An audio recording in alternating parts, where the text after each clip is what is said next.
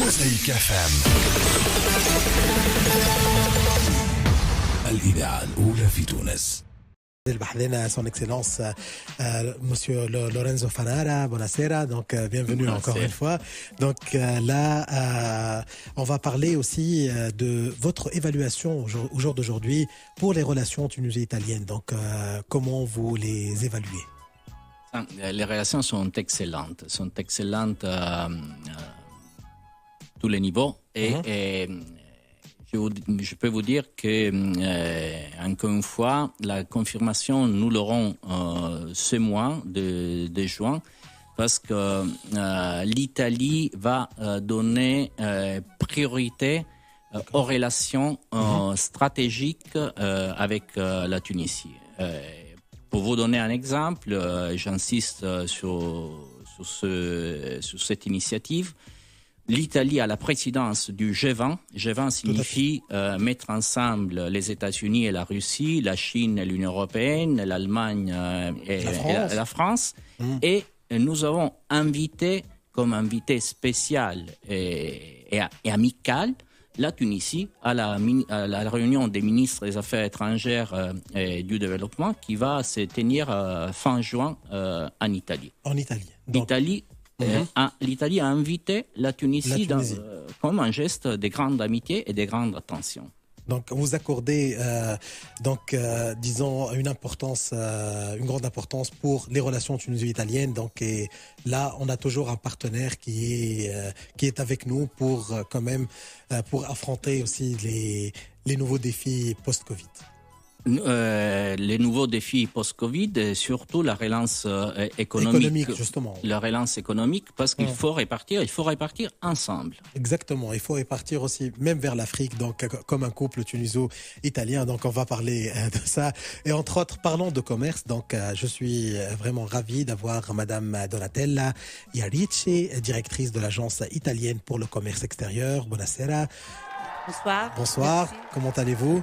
Très bien, très bien. Bienvenue. Donc, approchez-vous un tout petit peu du micro. Donc, et puis, il y a aussi Madame Maria Vittoria, donc, Langhi, la directrice de l'Institut italien de Tunis. Buonasera, bonsoir, bonne fête.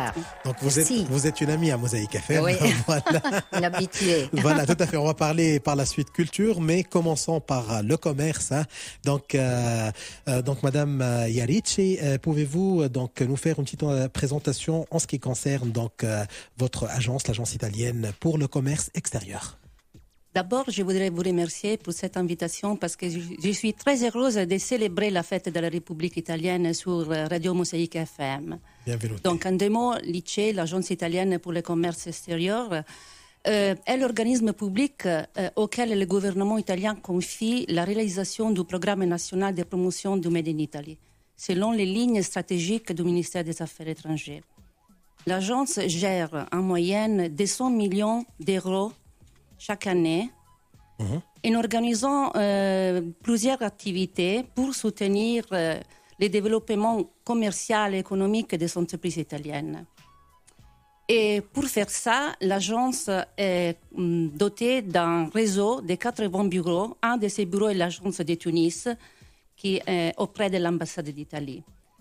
Donc, notre activité, l'activité principale de l'agence est de garantir et faciliter les échanges commerciaux entre les entreprises des deux pays à travers l'organisation de plusieurs activités. Ça veut dire organisation des workshops sectoriels, rencontres B2B, la visite d'entrepreneurs italiens en Tunisie, mais surtout l'organisation des projets de coopération conjoints. Je voudrais souligner que malgré la pandémie, nous avons assisté dans les derniers 12 mois 500 entreprises italiennes. 500. Oui, je ne parle pas des entreprises italiennes qui sont installées déjà. Je parle des entreprises qui sont en Italie. Qui nous ont demandé de l'assistance pour s'installer en Tunisie, pour faire des investissements, pour rechercher un partenaire ou pour renforcer les relations qu'ils ont déjà. Donc ça, c'est un signal très important. Ça veut dire que les relations entre la Tunisie et l'Italie sont très bonnes, que l'intérêt est forte de la part des entreprises italiennes. Et surtout, il y a un potentiel en Tunisie, donc il faut l'exploiter. Donc, Il y a un potentiel en Tunisie, surtout parce que la Tunisie, c'était un pays qui est producteur aussi. Il y a un bon niveau de production et il y a beaucoup d'entreprises qui en fait sont installées ici pour la production. Mais je voudrais vous rappeler que l'Italie est le premier fournisseur de la Tunisie. Donc, notre relations sont très strictes. Bon, voilà, oui, tout à fait. Ils sont historiques aussi. Donc, Madame Donatella Iarici, est-ce que vous pouvez nous parler aussi donc du projet Lab Innova que vous faites que vous êtes en train de gérer actuellement? Donc, Lab Innova for Tunisia est un projet de formation spécialisé consacré aux startups tunisiennes engagées dans un processus de développement à l'étranger.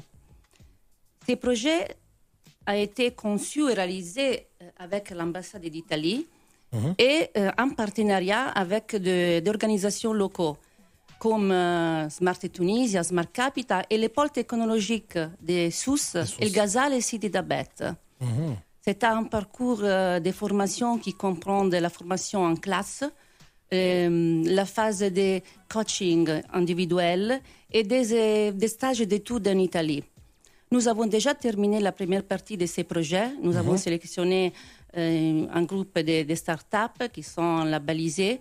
Nous avons terminé la phase de formation en classe et maintenant nous sommes concentrés sur la phase de coaching individuel.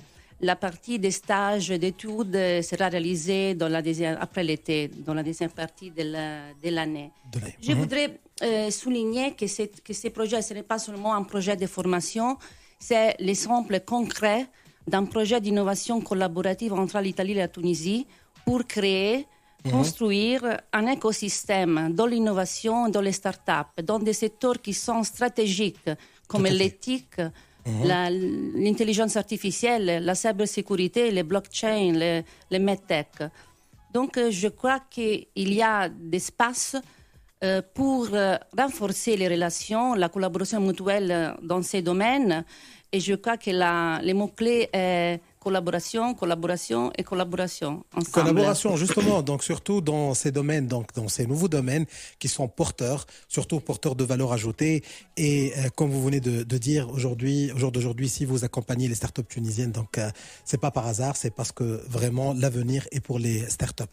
Donc نحاول نترجم لكم شنو حكينا مع مدام دوناتيلا ياريتشي. سألتها اليوم على دور متاع الوكالة الإيطالية معناها التجارة الخارجية. قالت احنا رانا مهمتنا هو أنه ندعم كل ما هو صنع في إيطاليا made in Italy. وقالت اليوم احنا فما أكثر من 500 شركة إيطالية قاعدة تحاول أنها تستثمر في تونس في وقت الأزمة متاع كوفيد-19. وتقول فما اليوم بوتنسيال كبير، فما إمكانية كبيرة أنه هالتعاون هذايا يزيد يكبر أكثر فأكثر بين المؤسسات الإيطالية وكذلك حتى شركاء في تونس. وإلا اليوم الناس اللي تحب تستثمر معناه من رجال أعمال إيطاليين في تونس ويعتبروا تونس أنها أرض اليوم نجموا يستثمروا فيها. كيف مازالوا كي أطلقوا مشروع اسمه لاب إنوفا، هذايا يرتكز على مساعدة وكذلك المرافقة للستارت اب الصغار. وتقالت خالت احنا خذينا عهد على رواحنا انه نرافقوهم ونعملوا معناه برنامج كامل للمرافقة فيما يتعلق بالكوتشينج، كيف فيما يتعلق بالتربصات اللي موجودة، كذلك الستاج ديتود يسميون التربصات هذوما متاع الدراسة اللي موجودين في إيطاليا. وتقول اليوم احنا يلزمنا نطوروا التعاون متاعنا في التجارة الجديدة هذه اللي هي مرتكزة أساساً على التكنولوجيات الحديثة، على الذكاء الاصطناعي وغيرهم. وهذا ما نجمو كان نثمنوه. Donc Madame Donatella Iarici, vraiment ça fait chaud au cœur le fait d'entendre donc de vous entendre parler de ces projets-là qui sont des projets porteurs bien évidemment pour la Tunisie et pour l'Italie, main dans la main pour un meilleur avenir, hein, comme on dit. Et là vraiment je suis très ravi d'accueillir encore une fois Madame Maria Maria Vittoria Langhi, qui est une agitatrice culturelle en Tunisie très connue. Donc aussi, elle est la directrice de l'Institut italien de Tunis. Et vous allez voir, quand elle va parler, ça va couler de sources parce que c'est une amoureuse de la Tunisie. De un, de la culture, de deux. Oui. Et donc, et voilà, cerise sur le gâteau, elle est jeune aussi, donc elle est belle. Donc, bonne fête encore une fois. Donc, madame, on parle toujours qu'il y a une relation culturelle entre la Tunisie et l'Italie, bien évidemment. On parle toujours d'artistes italiens, de spectacles italiens. Donc, pour cet été, donc, est-ce qu'il y a de belles surprises?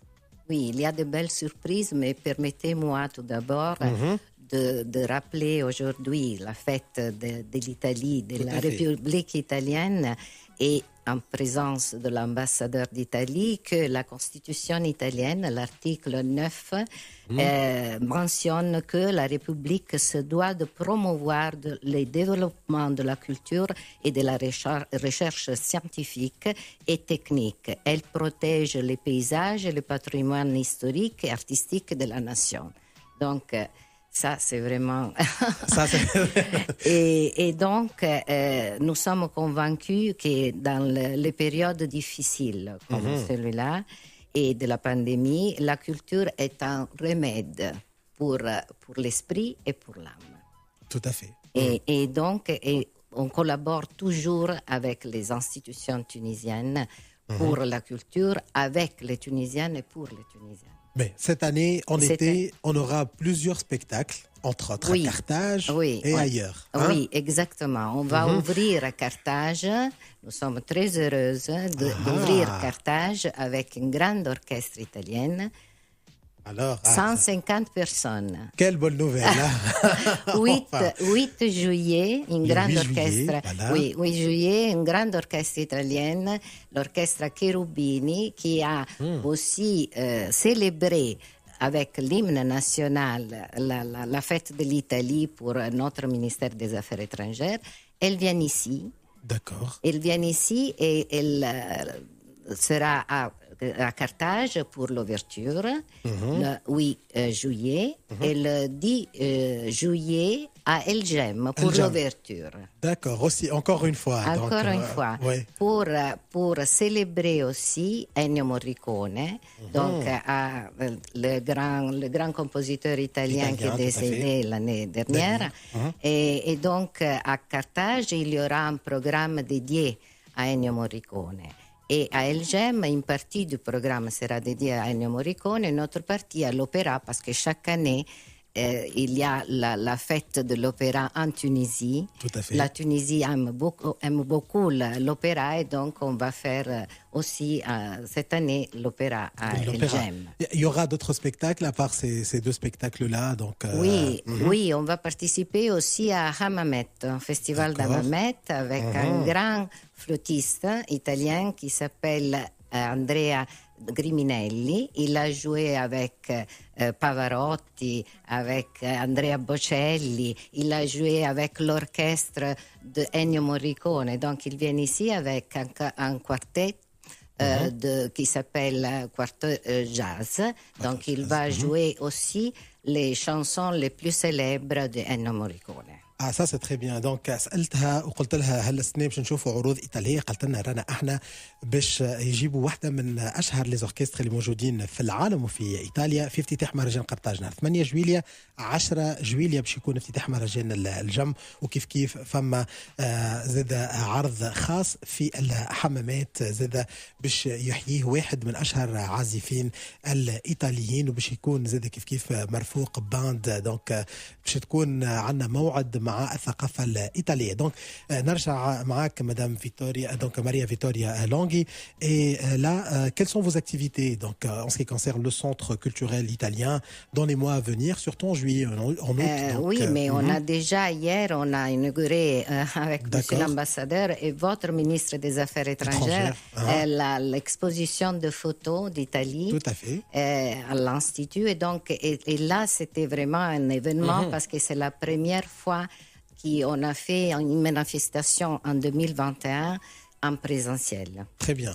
Parce qu'on peut garder la distanciation. On peut garder la distanciation, oui, et l'exposition, oui. Il y aura encore une autre exposition à l'Institut de costumes de danse, costumes réalisés pour le théâtre de l'Opéra de Tunis, de la Cité de la Culture, et donc on va faire l'exposition en collaboration avec le théâtre de l'Opéra et le pôle de danse.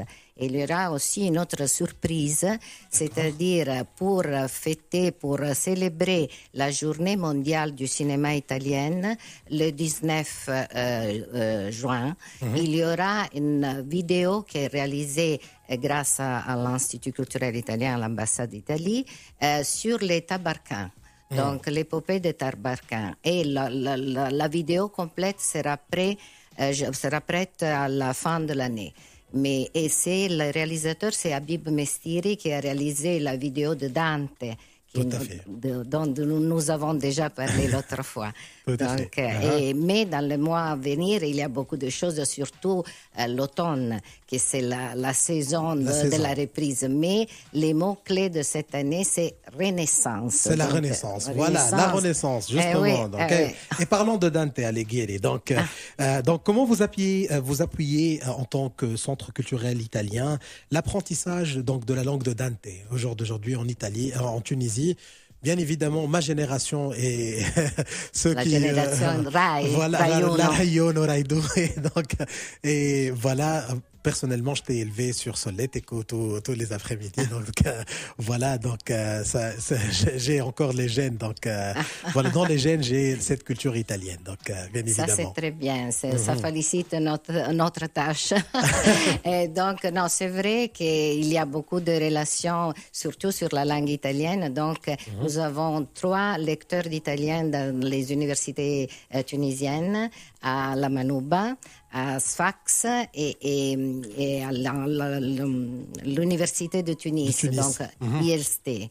Donc là, il y a 3 lecteurs d'italien. Et c'est pas évident parce que dans le monde, c'est pas toujours comme ça. Et on peut toujours apprendre l'italien au centre culturel italien. Oui, bien sûr. On donne des cours même pendant toute l'année, même d'été, des cours d'été. Et on donne des cours bientôt en présentiel. Bientôt en présentiel. On a travaillé presque que toute l'année en présentiel, mais même en virtuel, bien sûr. Donc, ce qui est bien aussi, on peut choisir même le programme. Là, exactement. Vous faites des cours d'appui par exemple, pour l'italien parlé, pour les gens qui n'ont pas le temps. La conversation. On fait des cours des cours pour les entreprises. On donne des cours à tous les niveaux. Très, très bien. Et donc, ça, c'est très intéressant. Et surtout, votre appui pour la culture. Donc, oui, nous soutenons aussi les lycées parce qu'on a beaucoup de lycéens qui choisissent la langue italienne comme langue optionnelle. 40 000. 40 000, oui. 40 000, il y a presque que 3 000 de l'université. Donc, et on organise aussi des cours de formation, et des cours même pour les élèves, mais aussi pour les enseignants. Tout à fait. Donc, et on aura aussi la chance de parler encore et encore dans d'autres occasions sur vos activités et bien évidemment au Centre culturel italien qui est un centre très actif et vraiment bravo pour tout ce que vous faites, surtout pour promouvoir l'échange culturel entre les Tunisiens et les Italiens. On a vu des workshops avec des artistes tunisiens et italiens et on a vu les œuvres qui étaient vraiment ça fait chaud au cœur le fait de voir cet échange. Oui, nous avons déjà programmé, même pour la danse, pour le cinéma, pour tout. Et il y aura aussi la participation à Manarat, le festival du cinéma méditerranéen. D'accord, donc on va voir en fait des films italiens. Donc, oui, voilà. 4 films italiens. 4 films italiens. Et des réalisateurs qui viennent ici pour donner des cours et donc pour des workshops. Pour des workshops. Alors, je vous remercie énormément. Merci beaucoup, Madame Maria Vittoria Langhi, directrice de l'Institut italien de Tunis. Et je remercie aussi Madame Donatella Iarici, la directrice de l'Agence italienne pour le commerce extérieur. Merci beaucoup. Très honoré d'avoir 2 dames avec nous sur le plateau de Mosaïque Plus. Donc, Madame Denise C'est la story, c'est ça? Salustri. Donc, bonsoir madame, donc secrétaire générale de la Chambre tuniso-italienne de commerce et de l'industrie. Et là, je suis très ravi d'avoir une icône de la famille Fenzi. Donc, voilà, madame Sylvia Fenzi, bonsoir, bienvenue. Bonsoir. Donc, plusieurs des auditeurs de Mosaïque FM, donc vous êtes une agitatrice italienne et vous êtes une icône italienne en Tunisie. Donc on va parler aussi par la suite donc avec vous en ce qui concerne la communauté italienne en Tunisie. Mais je commence avec vous, madame Denise. Et là, on va parler donc justement de la Chambre tuniso-italienne de commerce et de l'industrie, donc qui a réalisé récemment une étude sur le potentiel d'investissement en Tunisie. Donc pensez-vous que le temps est arrivé pour exploiter ce potentiel, justement? Oui, en fait, là, c'est pas nouveau ce qu'on a fait récemment, le mois d'avril dernier. Depuis le début de la pandémie, en mars plutôt 2020, la Chambre s'est mise dans une optique de suivre de très près l'évolution de la situation de nos entreprises italiennes en Tunisie. Et donc, on a réalisé d'une manière périodique des enquêtes, des sondages au niveau de nos entreprises. On a fait un premier sondage le mois d'avril, un deuxième le mois de novembre et un troisième le dernier mois d'avril 2021. Et même si la cible des entreprises, c'était pas toujours la même, mais en fait, il y a 3 points qui sont sortis en commun, qui nous donnent un message très positif malgré la situation, la conjoncture du pays et aussi limitrophe et mondiale en ligne générale. Donc, les 3 choses les plus importantes qui sont sorties de cette enquête, en fait, c'est que malgré les difficultés que les sociétés ont eues au cours de l'année 2020, la majorité des entreprises qu'on a interviewées se disent positives par rapport à l'attente d'une bonne reprise au cours de 2021. Également, presque la moitié des sociétés ont déclaré n'avoir pas bloqué les investissements qui étaient prévus soit au cours de l'année 2020, soit au cours de l'année 2021. Et également, ils ne pensent pas diminuer les nombres d'employés au niveau des sociétés. Donc, lorsqu'on a eu ces données-là, on s'est dit, bon, peut-être on a choisi la bonne cible de société et on a voulu comparer ces chiffres-là qui sont sortis de nos enquêtes avec des chiffres officiels qui sont sortis des rapports de la FIPA, par exemple.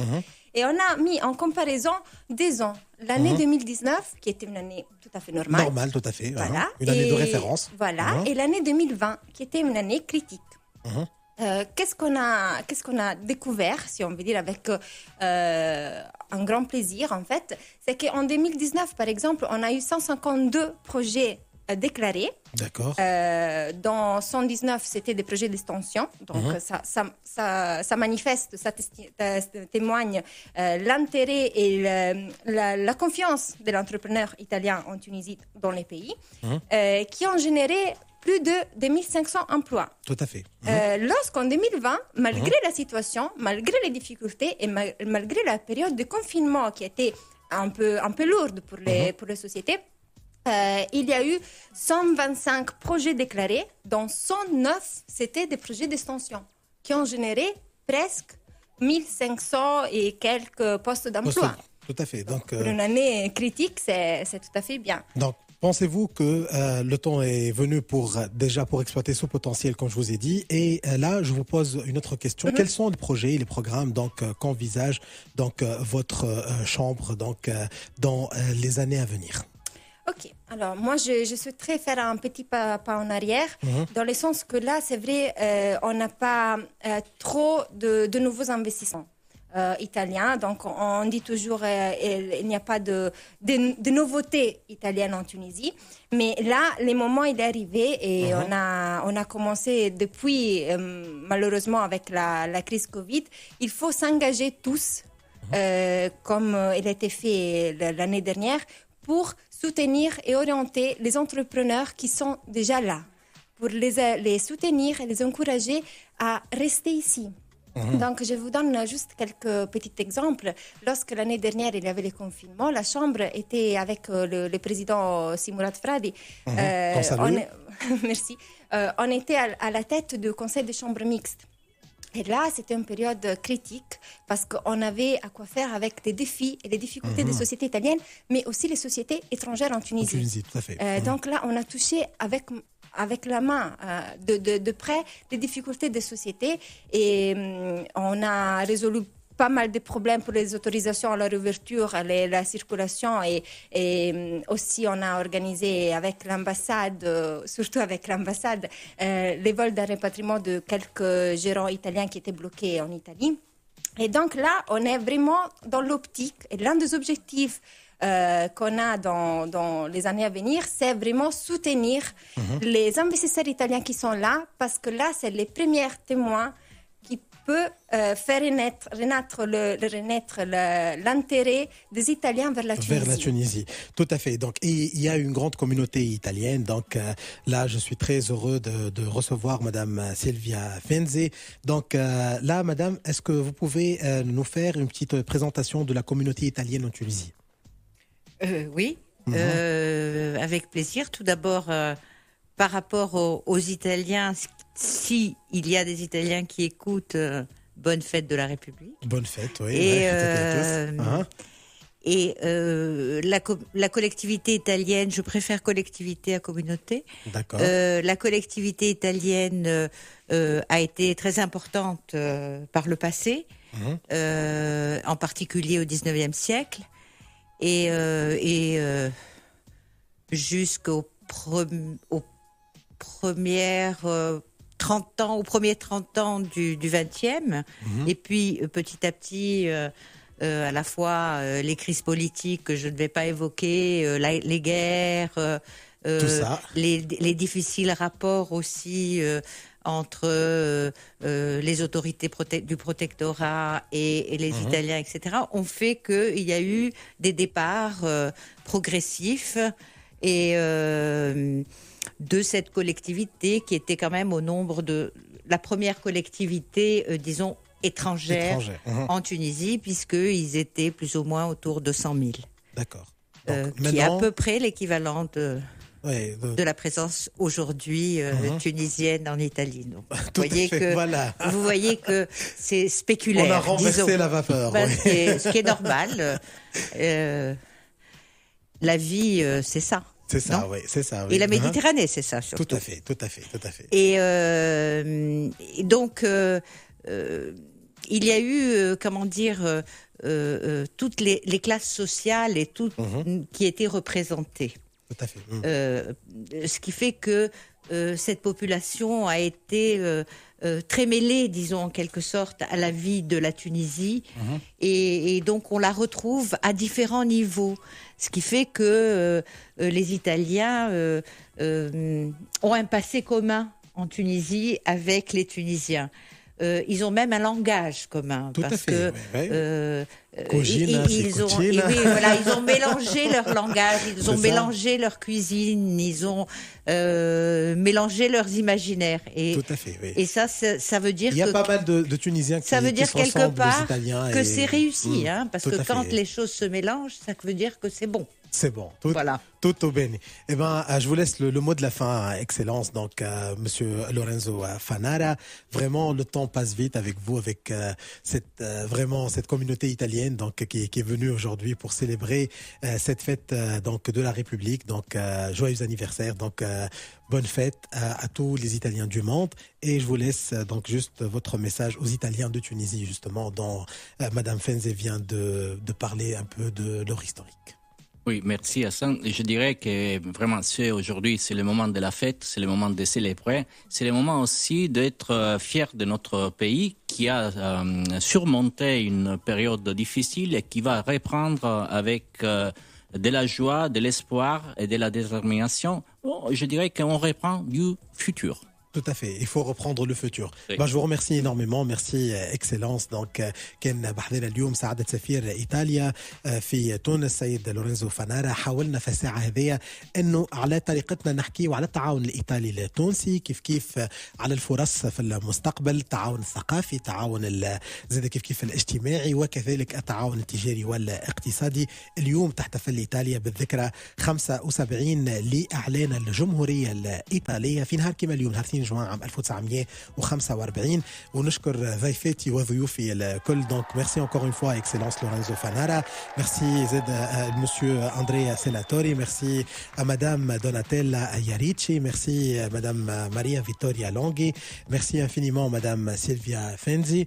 Donc on aura d'autres passages au fur et à mesure parce qu'avec vous on peut parler jusqu'à l'aube. Donc merci beaucoup aussi à Madame Denise donc Soulest. Alors Salustri. Donc j'ai du mal à prononcer votre nom de famille. Salustri, oui, Salustri. C'est pour la première fois que j'entends parler. Eh ben merci à vous, merci infiniment, merci. Donc à très bientôt sur les ondes de Mosaïque FM.